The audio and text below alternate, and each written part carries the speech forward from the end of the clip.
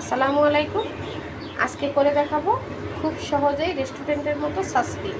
আর ইফতারে এরকম একটা সাসলিক থাকলে আর তো কোনো কথাই নেই, বাচ্চারা তো খেতে খুব পছন্দ করে।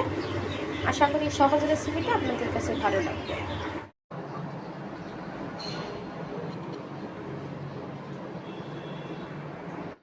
সাসলিকটা বানানোর জন্য এখানে আমি মুরগির যে বুকের মাংস আছে সেটাকে আমি কিউব করে কেটে নিয়েছি। এই যে দেখুন, এখানে আদা রসুন পেস্ট দিয়ে দিব ভর্তি করে 1 টেবিল চামচ। সয়া সস দিয়ে দিব 1 টেবিল চামচ।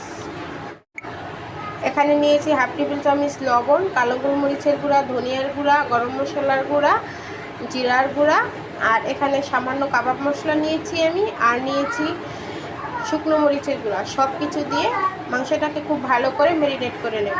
সব কিছু দেওয়া হয়ে গেছে, এখন আমি মাংসটাকে খুব ভালো করে একটু ম্যারিনেট করে নেব।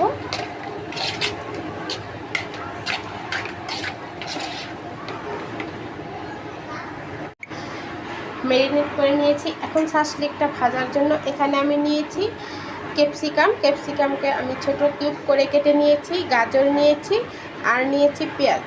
সবগুলো আমি মাংসের সাথে দিয়ে দিব। দিয়ে মাংসের মশলাটার সাথে খুব ভালো করে এগুলাকে একটু মেখে নেব। এতে করে হয় কি, খেতে খুব ভালো হয়। এই যে দেখুন, এখন এটাকে আমি ভালো করে মেখে 10 মিনিট রেস্টে রেখে দেব। এখন এখানে আমি সাসলিকের কাঠি নিয়েছি। এই যে দেখুন, এগুলাকে একটু ঠান্ডা পানিতে ভিজিয়ে রাখবেন, তারপর যারে দেখবেন কত সুন্দর হয়। এখন এখানে আমি সাসলিকের কাঠি নিয়েছি। এই যে দেখুন, এগুলাকে একটু ঠান্ডা পানিতে ভিজিয়ে রাখবেন, তারপর যারে দেখবেন কত সুন্দর হয়। এখন আমি একটা সাসলিকের কাঠি নিব, আর হাত দিয়ে সবটা প্রথমে একটা চিকেনের টুকরা দিয়ে দিব, তারপর দিব ক্যাপসিকাম, গাজর, পেঁয়াজ, তারপরে আবার দিব মাংসের টুকরা। এভাবে করে আমি সবগুলাকে রেখে দিব। এই যে বানিয়ে নিয়েছি দেখুন, এভাবে করে সবগুলো আমি এরকম সাসলিকের কাঠিতে গেঁথে নেব। সবগুলো সাসলিক বানিয়ে নিয়েছি। এই যে দেখুন, এভাবে করে বানিয়ে আপনারা এখন ফ্রিজে সংরক্ষণ করতে পারবেন। আমি এগুলো আজকে ভাজবো ইফতারিতে। আর আপনারা চাইলে এভাবে অনেকগুলো একসাথে বানিয়ে ডিপ ফ্রিজে সংরক্ষণ করতে পারবেন, যখন ইচ্ছে তখন ভেজে নিতে পারবেন।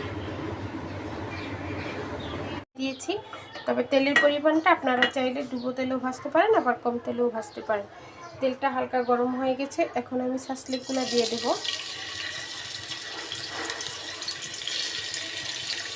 মিডিয়ামে রেখে সাসলিকগুলো ভেজে নেব।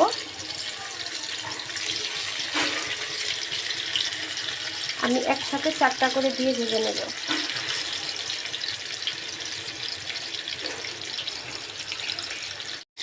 এক সাইড ভাজা হয়ে গেছে, আরেক সাইড উল্টে দিয়েছি। এভাবে করে সবগুলো ভেজে নেব।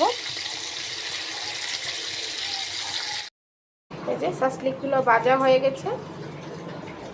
এভাবে করে ইফতারে বানিয়ে নিতে পারেন। আশা করি রেসিপিটা ভালো লেগেছে। ভালো লাগলে লাইক করবেন এবং ভিডিওটা শেয়ার দিতে ভুলবেন না। আজকে এই পর্যন্তই। সবাই ভালো থাকবেন, সুস্থ থাকবেন। আল্লাহ হাফেজ।